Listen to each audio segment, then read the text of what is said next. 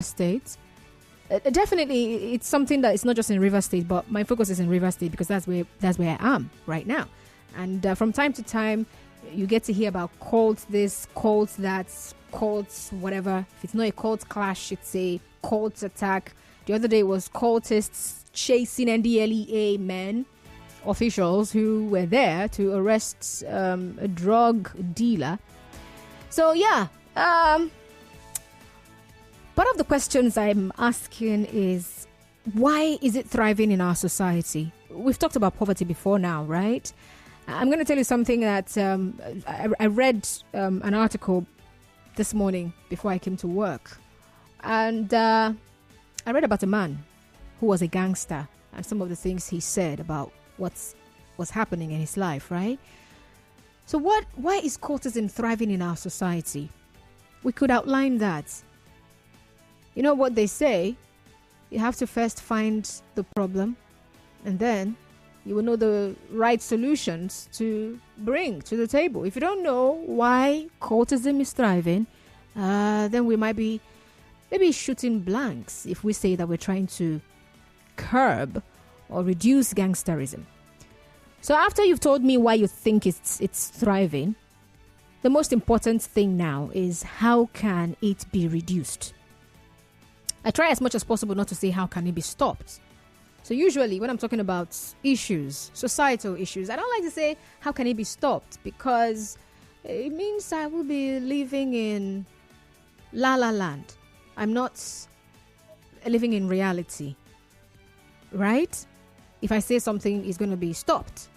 I mean, this is something that it's become a lifestyle for a lot of people for a very long time. So you can't be talking about stopping. So we should be talking about reducing. All right? So yeah, the story I read about this man who was a gangster for most part of his life. So he actually said that he learned at a young age that he had to be tough.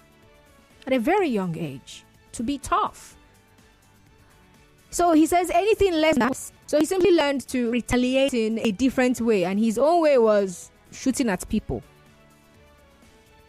He said you couldn't just go to the store without packing a gun. So he grew up in a violent, impoverished neighborhood in El Paso, Texas. So this is not Nigeria. This is in the abroad. Abroad. But I had to call it abroad. Anyway, according to what he narrated, his mother tried her best, put in all the efforts, but she still could not keep this young man away from the streets. Why? Where he called home was an impoverished center. Poverty. So gangsterism is the culture of belonging to organized gangs of people. So that actually increase the levels of crimes and wherever they are found. It could be in a community, in any area. They set a bad example for the ones who are growing up, the kids in that area. So for someone like this man who grew up in El Paso, he grew up seeing older people behave in a certain way, join a gang, and he was influenced. He wanted to be like them, right? So I don't think his mother was the one teaching him to be tough. He had to learn that from the street, to be tough. If you were kind, you're seen as weak.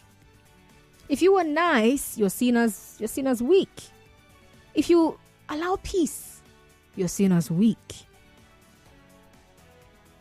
Gangs, they create an image of power, an image of respect. But in reality, what happens is that you find young boys who drop out of school. You find men who are struggling with unemployment. You find young people who are abusing drugs and alcohol. And some of them, they are prison customers. They're always going to jail and coming out after a few years. And sometimes they just end up in jail, depending on what they go in for. And then when you come to areas where these things are happening where you find gangs thriving, the people there fear them. People are afraid of them because of the harm that they can bring to others. So you can imagine those of them at Elechi Beach over the weekend. How people had to lock up their shops because you don't want to be a victim of stray bullets. You will not go and catch them and say, oh yeah, people should come. It was when people were shooting that bullets touched my leg. Come and pay hospital bill. You can't do that, right? So at the heart of gangsterism, poverty is there. But apart from poverty, there's also something else. I've mentioned some other things. Power, respect. You know, when I was reading about that man, he said still the same thing. When he went to jail for, he was taken in for possession of firearm, illegal possession of firearm. So he had a gun that was not licensed, and so he went to jail for it for like 5 years or so. And then he said while he was there in jail, there are times he would lay in his bed and he's just thinking about his life. And he's like, I want to do right. I want to come out of this place and live a better life. But by the time he was out, guess what? Yeah, your guess is as good as mine. He went right back. And he said there was just something. People were drawn to him. There's a way people were looking up to him. So he had to just put up that front that he's still in charge. Even though deep down in his heart, he really doesn't want to continue. So let's talk about why cultism or gangsterism is thriving in our society as we know it. So I'm just bringing a story of someone far back or far away in Texas. Anyway, the young man is no longer a gangster, and that's why he's able to share the story. Yeah. So why is it thriving in our society, and how can gangsterism be reduced in Rivers State? Let's talk. 070-0923-0923 070-0923-0923, and then send your messages via WhatsApp to 0809 030 6416 0809 030 6416. All right. Some people are telling me that I'm correct. It's Tuama. Thank you very much. You see, I know what's up. Oh my God. All right. Send the messages on Facebook as well. Nigeria Info 92.3 PH. Thank you. Let's hear from you. What's your name? Yeah, Mr. Zion. Good afternoon. To know Mr. Zion. Why is in this environment? And with the same measure, we can also heal our society, eradicate cultism, gangsterism in totality. Look at our educational system. How is it modeled? Do we encourage these young ones to go to school? Or we have compounded the system to look so difficult not to go to school? These who are into the act share their lives very well. Who is taking care of them? Poor upbringing, family front is another measure. Growing up as a child, we were privileged to live in an environment where everybody is concerned. Zion, go back home. I don't want to see you here. It's not my mother. It's not my father. Not even my uncle. But a concerned somebody in the society. I don't want to see both of you. You people are too young. How old are you? I'm 14. How old are you? 16. And you both of you, boy and girl, will you go back to your mother's house?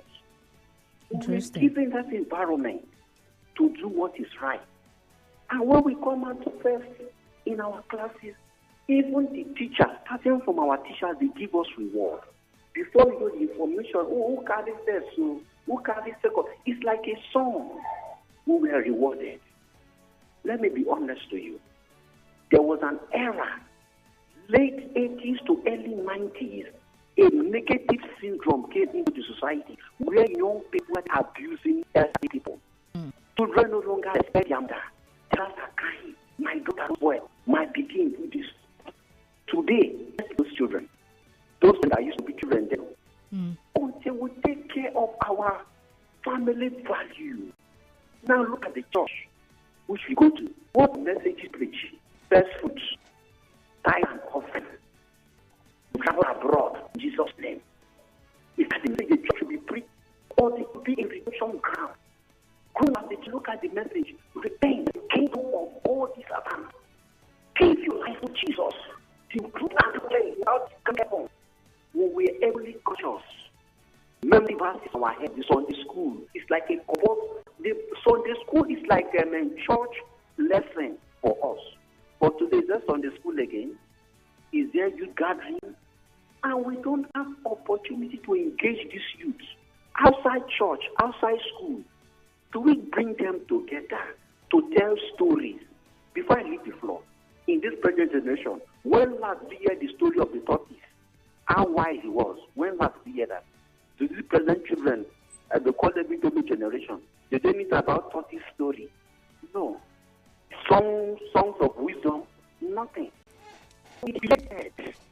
And I'm also guilty, you are also guilty, but thank God for this conversation so that we can make it right again. Our family front. Let's the things we watch, the songs we listen, and the kind of gossip in front of our children so that when we talk to them, they can respect us. Mr. Zion. All right, thank you very much for calling, Mr. Zion. So I'm going to talk about, I'm just going to say a few things about some of the things he said, but I'll have to do that after the commercial break. I still want to hear from you, though. All right? Gangsterism is what we're discussing. How do we reduce it in our society? And why is it thriving? Because when we find out why, we find out how to stop it. Stay tuned. Exit of a matriarch. We, the families of Ono Kudiri, Amankwo, Amachara, in Emuahia, South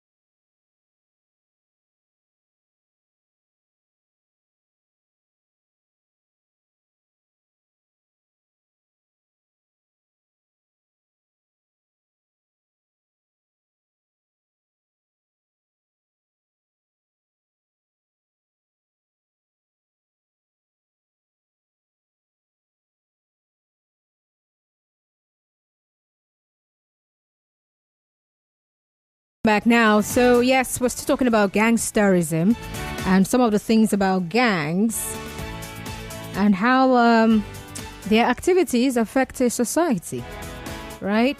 The children who are growing up in a society or in an area where gangsterism is thriving, they are more like an endangered species because that's Texas, and said from a very young age He had a certain kind of mindset. You have to be tough. You can never be seen as weak. Why? Because gangsterism was a thing in that area. And so he grew to become a prominent leader, one of the biggest gangs over there. Even though he was dying in silence, he was dying inside. He knew he didn't want to continue. But the power, the fame, all of that, and the quick money. He also mentioned money. You could just sell drugs and you make quick money, quick cash. He said all of that. He just couldn't leave all of that. And so right here in River State, we also find this as a huge problem. Gangsterism. Yeah, we call it cultism. And so I'm asking you, how can we stop this? How do we bring it to... First of all, why is it thriving? That's the very first question, all right? Because we need to find out why it is thriving over here. And then we can talk about how to reduce it. So the very first question, why is it thriving in our society? And then what can be done to reduce it? All right, on Facebook, Winane Noble Barry says, creating job opportunity for the youth, especially the graduates, so they won't see school as scam. All right, so that's what you think can be done to reduce it. Okay. All right, the number to call 070-0923-0923, 070-0923-0923. And then you can also call 0817-923-0002, 0817-923-0002, or 0817-923-0003, 0817-923-0003. From Omo Kwale, he says, poverty is when you can't take care of your basic needs. If you repeat what you eat, example, rice, beans, and yam every day, you are poor. If what you earn now can take care of you when you retire, cannot take care of you when you retire, then you are poor. All right, I guess you sent this message when we were still discussing the other thing. All right. Hello. Hello. Yes, you're welcome. Good afternoon. Hello, good afternoon. Yes, good afternoon. Good afternoon. What's your name? My name is Richard. I'm calling from Garrison. All right, go on. Yes. I think the first caller has said it all. You know, one thing that is being advised is the highest of increase. One is our leader. And secondly, these young boys coming up, they are so covetousness. Once they are setting their mind, they are seeing things, they know that they cannot afford this thing at the present time at the place. They are always planning to have it, to have it, to have it. You see so many people going into cyber crime and the rest of it. It's because of covetousness. And secondly, parents are no longer talking to their children anymore. Some parents, they are scared. They can't advise their children. They are seeing their children going wrong. They can't advise them. And secondly, church, just like the scholar said, our churches today, go to the church, see our youth, the way they appear themselves. Sometimes I'm scared. And like, I'm like, I don't know how to put it. Because I'm still a young guy, eh? But you see so many young guys misbehaving. So I think something needs really to be done. Firstly, let our government do something. Our government has to do something, and the parents have to do something. And secondly, our law has to work. Because most of these gangs, they feel that, they have master or they have godfather. Once they are going to the police station, they will call the police, they will call the inspector or any of them, release that boy or release that girl. And that's the mistake they have. So something needs to be done. That's nothing from our leader. That's my take. Thank you. All right. Thank you very much for calling.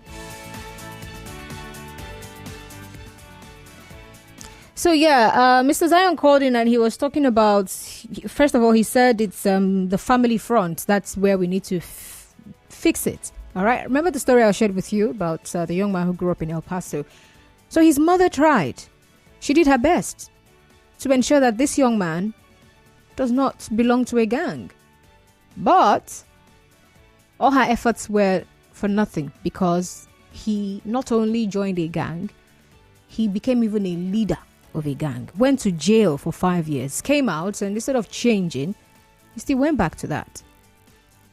So you still have even families where they are trying their best, but the environment where they are trying this best is not an environment that encourages their best to even show.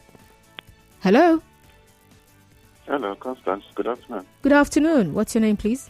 My name is Chris. I'm calling from Paraco. All right, you're welcome. Gangsters, gangsterism and cultism, they are the same thing, because the essence of gangsterism is for people to carry out violent activities en masse. Most of them lack the confidence to confront challenges on their own. And so they rely on the strength of members of their gangs or cult to deal with whatever they seem to regard as a challenge in the society. It is thriving because our political class in particular want it that way, so that they can continue to use them to perpetuate terror on the people and perpetuate themselves in governance. That is just the primary reason why it is happening. They have deliberately created that situation so that the youths will have no job to do but to wait to be used for violence. And it is a very sad development. All these ones are blaming family, blaming church, blaming this. It's not it. The root cause of gangsterism is bad governance. Bad governance have denied these young, able-bodied, intelligent, well-created young men and women the access to good sources of employment. So what do you expect when people are idle? Like the saying goes, an idle mind and for the devil. So they resort to looking for something to keep themselves busy, and they end up either in court or in a gang where they can express themselves, and it's not good for our society. The right thing to do is for government to focus into human capital development, especially education, but more importantly, skills acquisition. If we fail to do that, they themselves who say they are comfortable in government will not be able to bear what will happen in the next 2 decades. That's my humble submission. All right. Thank you very much for calling. So we're looking at different perspectives, right, on why gangsterism, cultism is thriving in our society. All right, so we've moved from family front to the churches to the political class. That's what the last caller mentioned.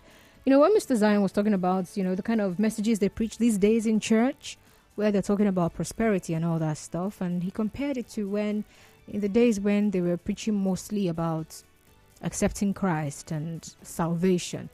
And what came to my mind was that even at that time, right, people had questions in their hearts. And the question was, okay, now that I've accepted Jesus, should I keep wallowing in poverty? I remember this old song. What was that song? More like Give Me Jesus and Take the World. So a lot of the young people were growing up and did not want to have Jesus and lose out. Because they're still alive, they're here, and they're still growing. So even the message on prosperity is also, it's biblical. All right? I mean, I'm just touching on trying to blame the pastors for trying to bring people also out of poverty. Because for a very long time, the church was also poor. That people would say as poor as a church rat. Hello? Hello. Good afternoon. Good afternoon. You're welcome. Winner from Port Harcourt. All right, Winner, I'm listening. What is short for me, I just feel like cultism is just an individual mindset, not just poverty or whatever, because inside the gang of your team, you see a responsible one that don't do some practice job and that they will not involve themselves in complaints or violence. But just see it as influence, just like as you said, to just protect their interests in terms of their area or community or whatever. So to me, I see that why I say this mindset, because if you see that your brain has changed, that you don't want to lose your life, and if you think to bring any downfall or to your image of your family, you just decide on just self-vision.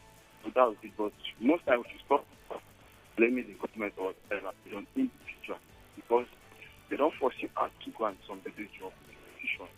So that would be, so we just pray for God to just take care of the state and our nation for us. That's why I take care. I like your program. All right, thank you very much. So at the heart of gangsterism, or some of the things that gangsters do, but at the heart of gangsterism is selfishness, really. Just reading that man's story, I could just see it written all over him. That was before he changed. Me, me, me. The power I wield, the influence I wield, the respect I command, the fear I command, the money I get. It's all about me. And then there's also another thing someone pointed out. Even the last person mentioned mindset. And then one of the callers talked about the fact that the people who are members of a gang, sometimes, if not most of the times, they can't even act individually. It's a fear of taking on life and actually doing something with their life. So they hide under the cover of, I'm a cultist, I'm a member of this cult group, member of that cult group. They're living in fear. I'm not even talking about the fear of police. I'm not talking about the fear of rival cult groups. I'm talking about fear of life. The fear of actually working hard myself, going out there and seeking greener pasture in the right way. There's that fear. What if I don't make it? Can I even make it? So sometimes some of them see some other young people like them and they're doing well, especially if it's someone they knew how this one started. It's a reflection of their failure. So the way they take it as well is another thing. Jealousy comes in. Greed comes in. I could have been that if I wasn't here. Why am I not the one who is like that? Why does he have it better than me? Greed, envy. Hello? Hello. Good afternoon. What's your name? My name is Ugoma. All right, Ugoma. Where are you calling from? I'm calling from Woba. All right, go on. I've been trying to call the number, but the line is blocked. You're here now. Something happened in my community years back. Okay. When we were younger. A group of young men, teenagers, they did something. And the community had to call everybody that was involved, like the cultists at that time. It will shock you that it was people, children of prominent men, and the ones that are average, and the poor. They were just mixed together that were members of cult. or that is the government's fault why these children go into cultism. Secondly, I have a bar close to my house. Just let's call it a hotel. You will see children of 13 years old, 14 years, little girls coming in with men. So can we relate that to the government? So what I would just say is that we have to pray for our children, that your child doesn't derail. So you can't say it's poverty, you can't blame it on anything. It's just what is happening, that somehow something will happen to these kids and they begin to behave in a way that they're not supposed to go. They will go into cultism and prostitution. Thank you. All right, thank you very much. So that's another angle to this. That's interesting. So mindsets, taking note of some of the things I've heard. Family fronts, individual mindsets, church, and unknown forces. That's what I want to call this one.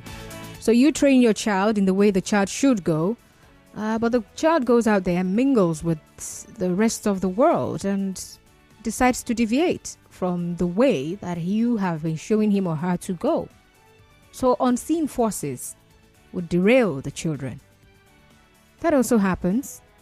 And she says, pray for your children. All right? So who should be praying for the children? That's the parents of the children. So we're still taking it back to the family front. Interesting. Hello. Hello. Good afternoon. What's your name? Constance, good afternoon. You're welcome. Go on. What's your name? My name is Chief Comrade. I am Braid. All right. I am Braid. Go on.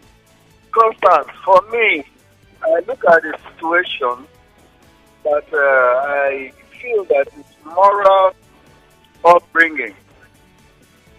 Now, if you look at these boys today, and boys that are called to be 15, 15, 19, 20 years, and I blame it as a societal failure.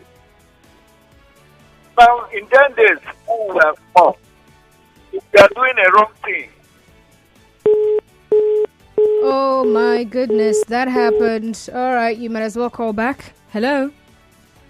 Hello. Good afternoon. You're welcome. What's your name? Okay, I'm Fine Face. Fine Face? Yes. All right, go on.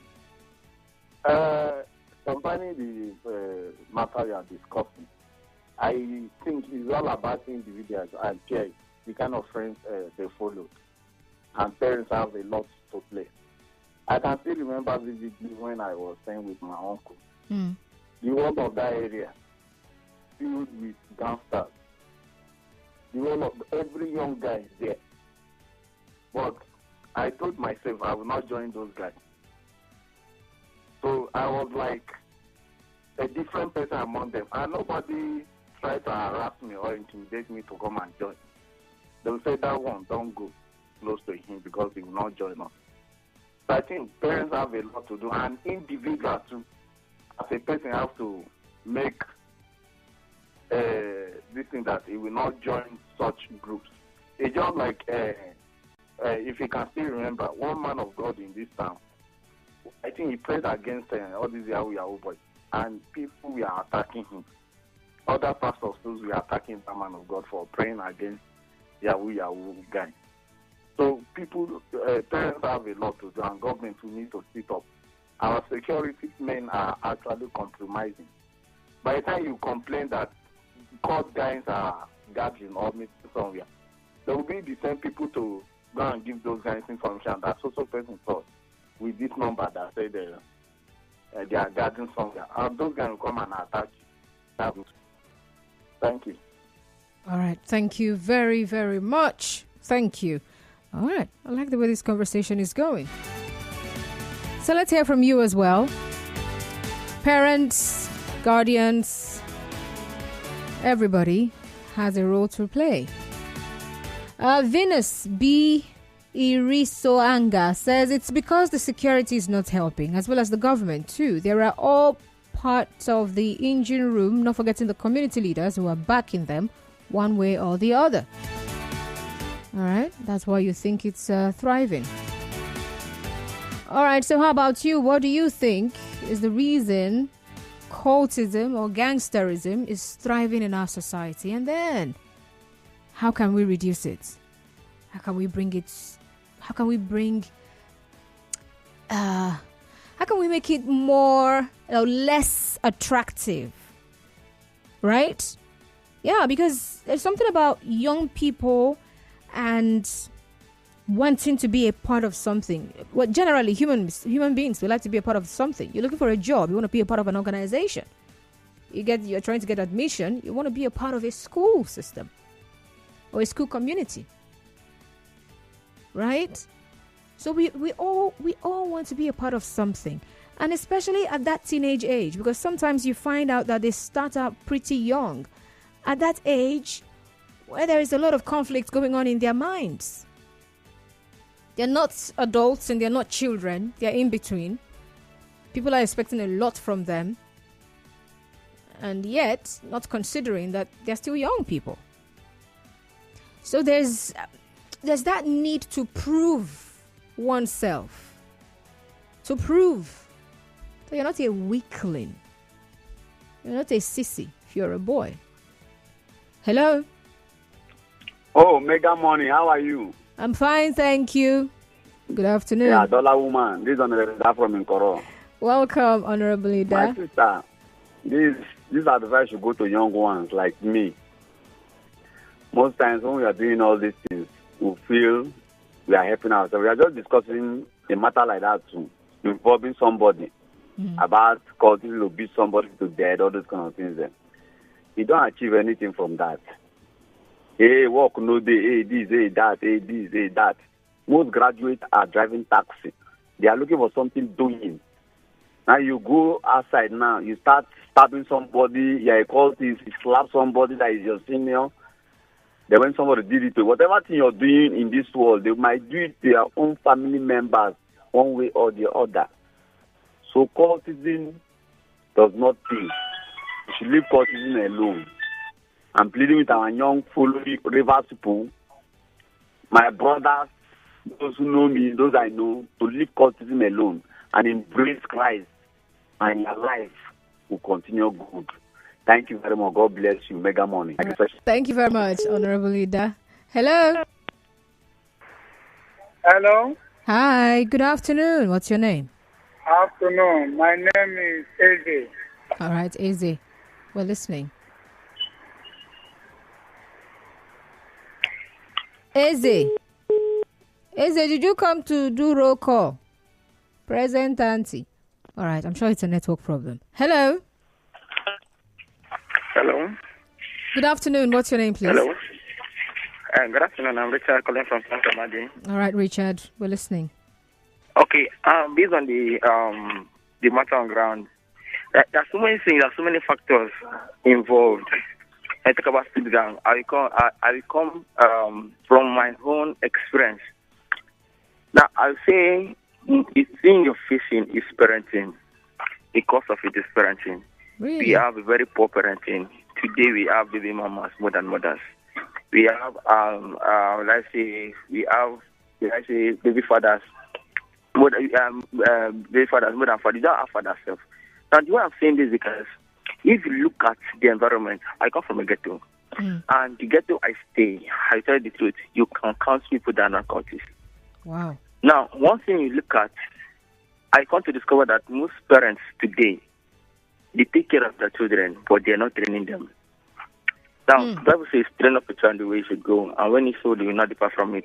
That's what the Bible says. But people, parents, now, they take care of the children by buying them what they need. They buy them game pads, they buy them food stuff, but they don't inculcate the moral aspect into them. Oh, that happened. All right, but you already made your points. Thank you very much. Oh, wow, interesting. So we're still going back to the home front, yeah? Interesting. Let's see. Famous Felicia says, in Nigeria, people celebrate criminals. Who are the people celebrating criminals? he wanted to stop being a gangster, he couldn't, but okay. Saying about who complained last week, now remain cultists. They can't repent. But the solution is prosecution. Punish the culprits, period. That's what Famous Felicia says. Famous Felicia, if you're saying that we celebrate criminals, how come we have people frowning at criminals? What is the thing that people do? Mob action. It wasn't mob action we called it. I can't remember.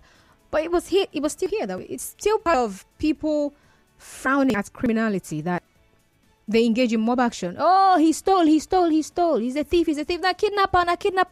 And people, mob action. So Nigerians do not celebrate criminals. All right, I do not agree with you. Well, thanks all the same. You said the solution is to punish the culprits. Now, I'm going to give you the last part of that story that I shared.